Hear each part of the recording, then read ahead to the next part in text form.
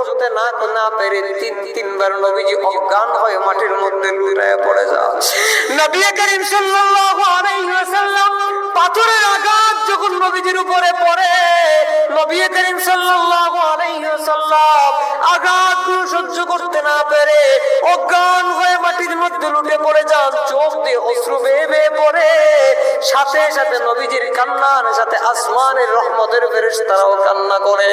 আল্লাহ তাআলাকে ডাক দিয়ে বলে, রব্বুল আলামিন, আপনার প্রিয় হাবিবকে জমিনের মধ্যে তায়েফের ময়দানে আপনার প্রিয় হাবিবকে এমন ভাবে আঘাত করতেছে, এত নিষ্ঠুর ভাবে, এত কঠিন ভাবে আঘাত করতেছে। রব্বুল আলামিন, আপনি কিভাবে সহ্য করতেছেন? আপনার হাবিবকে এমন ভাবে এই সমস্ত মুশরিকরা, বেঈমানরা আপনার হাবিবকে আঘাত করতেছে, আপনি কিভাবে সহ্য করতেছেন? রব্বুল আলামিন জিবরিল আমিনকে হুকুম করলেন, জিবরাইল যাও যাও যাও, আমার হাবিবের কাছে যাও, আমার বন্ধুর কাছে যাও, গিয়ে আমার বন্ধুকে জিজ্ঞেস করো আমার বন্ধু কি চায়। আমার হাবিব মুহাম্মদুর রাসূলুল্লাহ সাল্লাল্লাহু আলাইহি ওয়াসাল্লাম কি চায়, আমার হাবিবকে গিয়ে জিজ্ঞেস করো। নবী করিম সাল্লাল্লাহু আলাইহি ওয়াসাল্লামকে গিয়ে হযরত জিবরিল আমিন জিজ্ঞেস করলো, ইয়া রাসূলুল্লাহ, ইয়া হাবিবাল্লাহ, একটাবার শুধু হুকুম দেন, একটাবার শুধু হুকুম দেন। তায়েফের দুই পাশের দুইটা পাহাড় আমি জিবরাইল দুটো পাহাড়কে একত্র করে সবাইকে মাটির সাথে ধূলিসাৎ করে দিব, সবাইকে ধ্বংস করে দিব, একটা মানুষকে পৃথিবীতে জীবিত রাখবো না। কিন্তু আমার দয়ার নবী, আখলাকে হাসিনাওয়ালা নবী, উত্তম চরিত্রের অধিকারী নবী, আমার নবী জিবরিল আমিনকে বলে, না না না না, আমার এই সমস্ত প্রিয় মানুষদেরকে হত্যা করা যাবে না, তাদেরকে ধ্বংস করা যাবে না। নবীজি জিবরিলকে নিষেধ করতেছে, এইদিকে আল্লাহ তাআলার কাছে দোয়া করতেছে, আল্লাহুম্মা হদি কওমি, আল্লাহুম্মা হদি কওমি, আল্লাহুম্মা হদি কওমি। নবীজি বলতেছে, ইয়া আল্লাহ, আমার নানার বাড়ির মানুষদেরকে, আমার কওমের মানুষদেরকে আপনি ধ্বংস করিয়েন না। আল্লাহ, আপনি তাদেরকে হেদায়েত দান করেন, তাদের অন্তরের ভিতরে ঈমানের নূর আপনি ঢেলে দেন। আল্লাহ, তাদেরকে আপনি ধ্বংস করিয়েন না, তাদেরকে আপনি হেদায়েত দান করেন। এবার বুঝেন আমার নবীর ভিতরে কতটা দয়া ছিল আর কতটা মায়া ছিল। রব্বুল আলামিন যেই কারণে রাহমাতুল লিল আলামিন আল্লাহ তাআলা নবীজিকে উপাধি দিয়ে দিয়েছেন, ওয়া মা আরসালনাকা ইল্লা রাহমাতাল লিল আলামিন। নবীজিকে আল্লাহ তাআলা রহমত স্বরূপ, দু জাহানের রহমত স্বরূপ আল্লাহ তাআলা পৃথিবীতে প্রেরণ করেছেন। যার কারণে আমার নবী তায়েফের ময়দানে এত কষ্ট পাওয়ার পরেও, এত আঘাত সহ্য করার পরেও নবীজি তাদের বিরুদ্ধে বদদুয়া করে নাই। উল্টো আমার নবী উত্তম চরিত্রওয়ালা নবী, আখলাক আজিমাওয়ালা নবী, আল্লাহ তাআলার কাছে ওই সমস্ত জালেমদের পক্ষ নিয়ে আল্লাহ তাআলার কাছে আরো দোয়া করতেছে। দারে দারে ঘুরে খোদার বাণী পৌঁছে দিয়েছ দিন রাত, চিনল না তোমায় তায়েফবাসী, করলো যে শুধু আঘাত। এই কলম আমাদের পকেটের মধ্যে যে 5 টাকা দামের কলম থাকে, 10 টাকা দামের কলম থাকে, এই কলম সেই কলম। এই কলম হচ্ছে সর্বপ্রথম আল্লাহ তাআলা যে কলম সৃষ্টি করেছেন, যে কলমের মাধ্যমে আল্লাহ তাআলা আমাদের ভাগ্যলিপি আল্লাহ তাআলা লিপিবদ্ধ করেছেন, যে কলম আল্লাহ তাআলার সাথে কথাবার্তা বলতে পারে, আল্লাহ তাআলা যে কলমের সাথে কথা বলেন, এই কলম হচ্ছে সেই কলম।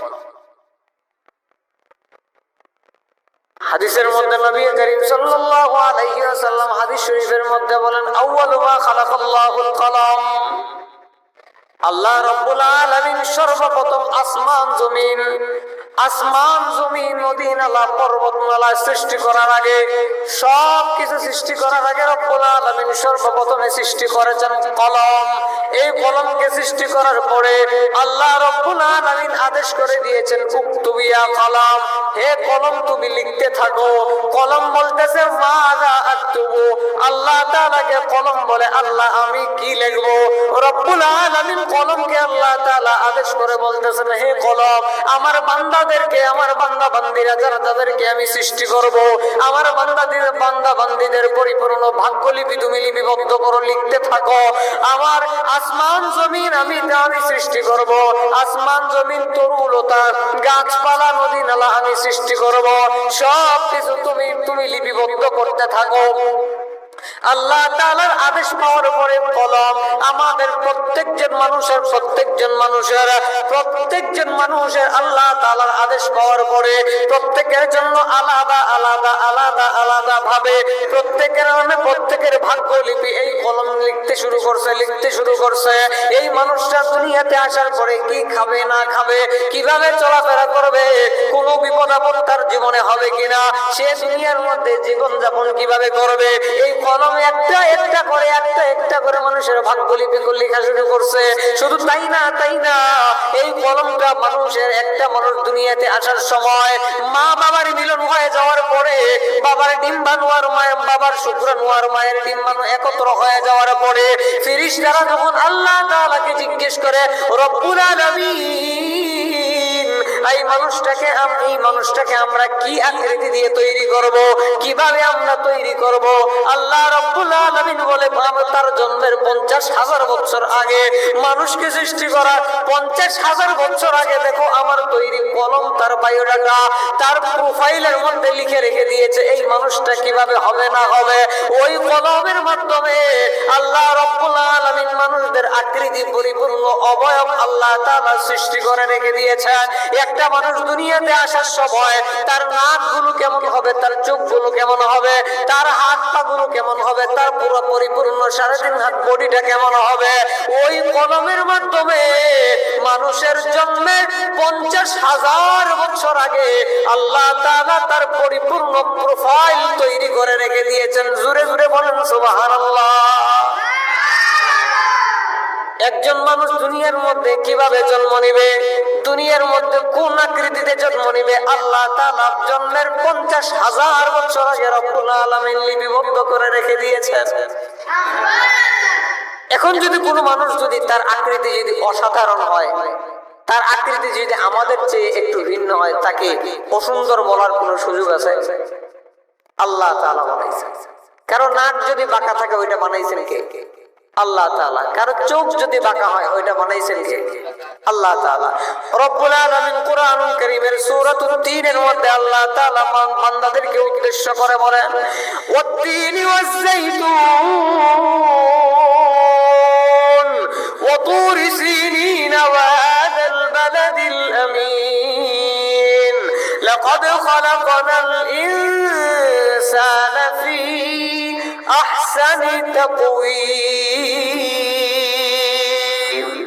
আল্লাহ রাব্বুল আলামিন কুরআন কারীমের সূরাতুত তিনের মধ্যে রব্বুল আলামিন বলেন, লাকাদ খালাকনাল ইনসানা ফি আহসানি তাকওয়িম, আমি আল্লাহ মানুষদেরকে সৃষ্টি করেছি আহসানি তাকওয়িম, সুন্দর অবয়ব দ্বারা, সুন্দর আকৃতি দ্বারা আমি মানুষদেরকে সৃষ্টি করেছি। একজন মানুষ যদি কালো হয় সেটাও আমি আল্লাহ তাআলা সুন্দর বলেই সৃষ্টি করেছি। একজন মানুষের নাক যদি বাঁকা হয় এটাও আমি আল্লাহ তাআলা সৃষ্টি করেছি। এই মানুষটা পৃথিবীর সকল মানুষ থেকে উত্তম, পৃথিবীর সকল মানুষ থেকে সুন্দর। আমি প্রত্যেকটা মানুষকে ভিন্ন ভিন্ন গঠনে সৃষ্টি করেছি, তবে প্রত্যেকটা মানুষকে পৃথিবীর সমস্ত মানব জাতি থেকে সুন্দর করে বানাইছি। সেজন্য একজন মানুষ যদি কালো হয়, কালো হইলেও ওইটা আল্লাহর সৃষ্টি, সুন্দর হইলেও আল্লাহর সৃষ্টি। এমন বলা যাবে না এই মানুষটা কালো, আল্লাহ তাআলা হয়তো তাকে পছন্দ করবেন না, এই মানুষটা সুন্দর, সে হয়তো আল্লাহ তাআলার কাছে পছন্দনীয় হবে না। না না না, আল্লাহ রাব্বুল আলামিন কুরআন ও নবীজি সাল্লাল্লাহু আলাইহি ওয়াসাল্লাম হাদিস শরীফের মধ্যে বলেন, ইন্নাল্লাহা লা ইয়ানজুরু ইলা সুওয়ারিকুম ওয়া আমওয়ালিকুম ওয়ালাকিন ইয়ানজুরু ইলা কুলুবিকুম ওয়া আমালিকুম। নবীজি হাদিসের মধ্যে বলেন, আমার উম্মতেরা রে, আল্লাহ রাব্বুল আলামিন লা ইয়ানজুরু ইলা সুওয়ারিকুম ওয়া আমওয়ালিকুম, আল্লাহ তোমাদের কারো চেহারা দেখবেন না, আল্লাহ রাব্বুল আলামিন তোমাদের কারো ধন দৌলত দেখবেন না, তুমি কালো নাকি সুন্দর আল্লাহ তাআলা দেখবেন না। আল্লাহ রাব্বুল আলামিন দেখবেন তোমার অন্তর। তুমি যদি তোমার নেক আমল যদি হয় ভালো, তুমি যদি হও কালো, তুমি হয়ে যাবে রব্বুল আলামিনের কাছে ভালো। যদিও তুমি কালো, নেক আমল যদি হয় ভালো, আল্লাহ রব্বুল আলামিনের কাছে তুমি হয়ে যাবে ভালো। রব্বুল আলামিনের কাছে তুমি হয়ে যাবে সম্মানী। তুমি সুন্দর কিন্তু তোমার ভিতরটা কালো, তোমার ভিতরে আল্লাহ তাআলার ইবাদত নাই, তোমার ভিতরে আল্লাহ তাআলার নাফরমানিতে ভরা। আল্লাহ রব্বুল আলামিনের কাছে তুমিও হয়ে যাবা খারাপ। মেরাজের রাত্রিতে নবী করিম সাল্লাল্লাহু আলাইহি ওয়াসাল্লাম যখন জিবরিল আমিনের সাথে জান্নাতে যাচ্ছেন, জান্নাত সফর করার জন্য, জান্নাত ভ্রমণ করার জন্য যাচ্ছেন, হযরত জিবরিল আমিন এবং নবী করিম সাল্লাল্লাহু আলাইহি ওয়াসাল্লাম দুইজন হেঁটে হেঁটে যাচ্ছেন জান্নাতের ভিতরে। প্রতিমধ্যেই শোনা যাইতেছে এই দুইজনের বাহিরে আরো একজনের পায়ের জুতার আওয়াজ শোনা যায়। নবী করিম সাল্লাল্লাহু আলাইহি ওয়াসাল্লাম হযরত জিবরিল আমিন আলাইহিস সালাতু ওয়াস সালামকে জিজ্ঞেস করলেন, হে জিবরাইল, এখানে তো আমরা দুইজন হেঁটে হেঁটে যাচ্ছি জান্নাতের দিকে, এখানে আর তিন নাম্বার আর কার জুতার আওয়াজ শোনা যায়? তিন নাম্বার আর কে আমাদের সাথে যাইতেছে জান্নাতে? হযরত জিবরিল আমিন আলাইহিস সালাতু ওয়াস সালাম বলেন, ইয়া রাসূলুল্লাহ, ইয়া হাবিবাল্লাহ, আপনি আর আমি আমরা দুইজন যাচ্ছি জান্নাতে। তিন নাম্বার যেই ব্যক্তিটা আমাদের সাথে জান্নাতে যাইতেছে, ওই মানুষটা আর কেউ নয়, ওই মানুষটা হইল আপনার প্রিয় বিলাল হাবশী রাদিয়াল্লাহু তাআলা আনহু। হযরত বিলাল হাবশী রাদিয়াল্লাহু তাআলা আনহু সুন্দর ছিলেন না, কালো সাহাবী ছিলেন। চেহারার গঠন তেমন সুন্দর ছিল না, শরীরের রং সুন্দর ছিল না, ওনার রং ছিল কালো। চেহারার গঠন, হাবশার মানুষ চেহারার গঠনটাও ছিল তেমন সুন্দর ছিল না। কিন্তু নবী প্রেম ভিতরে ঢুকায় নিছেন, আল্লাহ রাব্বুল আলামিনের গোলামি করছেন। আল্লাহ রাব্বুল আলামিন হযরত বিলাল হাবশীকে নবীজির সাথে জান্নাতে ঢোকার পারমিশন দিয়ে দিছে। তাইলে একজন মানুষ সুন্দর হোক বা কালো হোক, আল্লাহ রাব্বুল আলামিনের কাছে গ্রহণযোগ্য কি?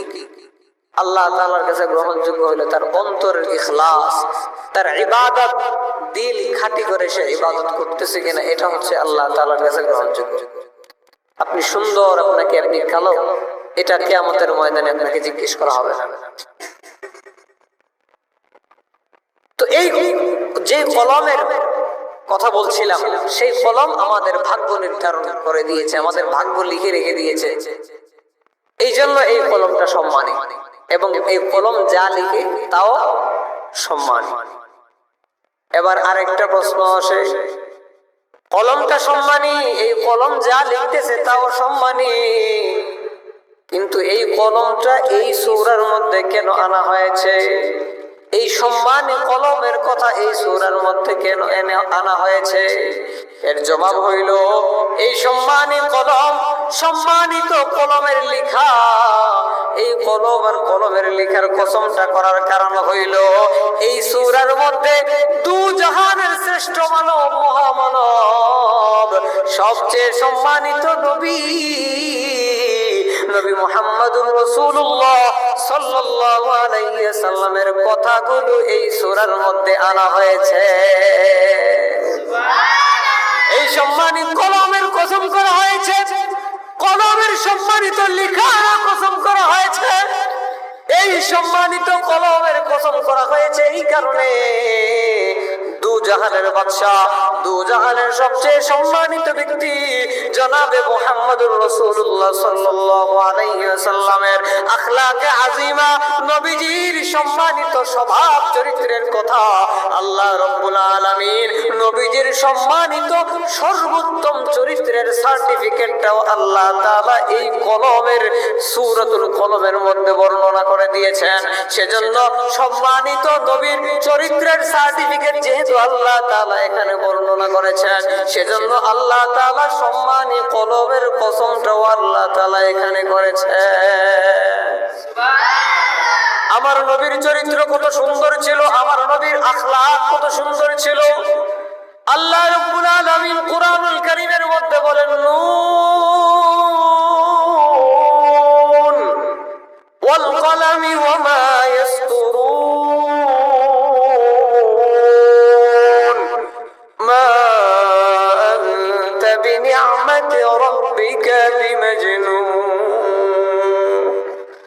আল্লাহ রাব্বুল আলামিন কোরআনুল কারীমের সূরা কলমের মধ্যে কলম এবং তার লেখার কসম করার পরে আল্লাহ তাআলা বলেন, মা আনতা বিনিয়ামাতি রাব্বিকা বিমাজনুন।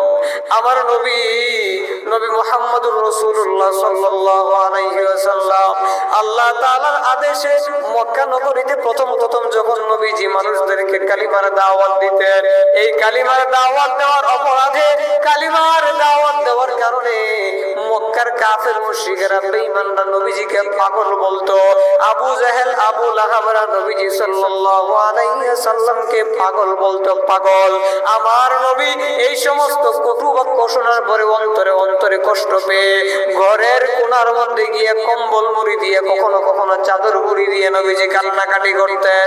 আল্লাহ রাব্বুল আলামিন তার প্রিয় হাবিবকে মাঝে মধ্যে ডাক দিতেন, ইয়া আইয়ুহাল মুদাসসির, হে চাদরওয়ালা নবী, ইয়া আইয়ুহাল মুজাম্মিল, হে আমার কম্বলওয়ালা নবী, আপনি কান্না করিয়েন না, আমি আল্লাহ আপনার চরিত্রের সার্টিফিকেট দিয়ে দিচ্ছি। মক্কার কাফের মুশরিকরা বেদিনরা আপনাকে পাগল বলে, নবী আমি আপনার চরিত্রের সার্টিফিকেট দিয়ে দিচ্ছি। মা আনতা বিনিয়ামাতি রাব্বিকা বিমাজনুন। নবী আপনি আপনার রবের দয়ায়, আপনি আপনার রবের অনুগ্রহে আপনি পাগল না। তারা আপনাকে পাগল বলে, তারা মিথ্যুক। আমি আল্লাহ আপনার চরিত্রের, আপনার চলাফেরা, আপনার আখলাকের সার্টিফিকেট দিয়ে দিচ্ছি। নবী আপনি পাগল না। মা আনতা বিনিয়ামাতি রাব্বিকা বিমাজনুন ওয়া ইন্না লাকা লাআজরান গায়রা মামনুন ওয়া ইন্নাকা লাআলা খুলুকিন আযীম। আল্লাহ তাআলা বলেন, আমি আল্লাহ আপনাকে উত্তম চরিত্র, উত্তম খুলুকে আযীমের ধারণ বাহক বানায় দিলাম। আমার নবীর চরিত্র তো এমন সুন্দর ছিল, আমার নবী সাল্লাল্লাহু আলাইহি ওয়াসাল্লামকে মানুষ গালাগালি করত, নবীজিকে মানুষ আঘাত করত, কিন্তু নবীজি কাউকে গালি দিতেন না, নবীজি কাউকে আঘাত করতেন না। আমার নবীজিকে কেউ কষ্ট দিলে নবীজি উল্টা তার জন্য দোয়া করতেন।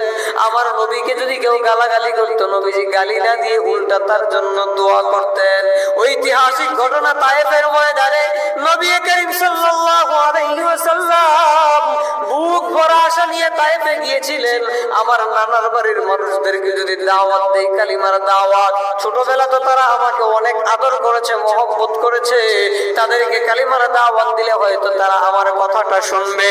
নবীজি বুক ভরা আশা নিয়ে তায়েফের ময়দানে গিয়েছিলেন, তায়েফের মানুষদেরকে দাওয়াত দিবেন, কিন্তু ওই সমস্ত বেদিন কাফেরেরা নবী করিম সাল্লাল্লাহু আলাইহি ওয়াসাল্লামের দাওয়াত তো গ্রহণ করেই নাই, উল্টো ছোট বাচ্চাদেরকে নবীজিকে পাগল বলে ছোট বাচ্চাদেরকে নবীজির পিছনে লেলিয়ে দিয়েছিল।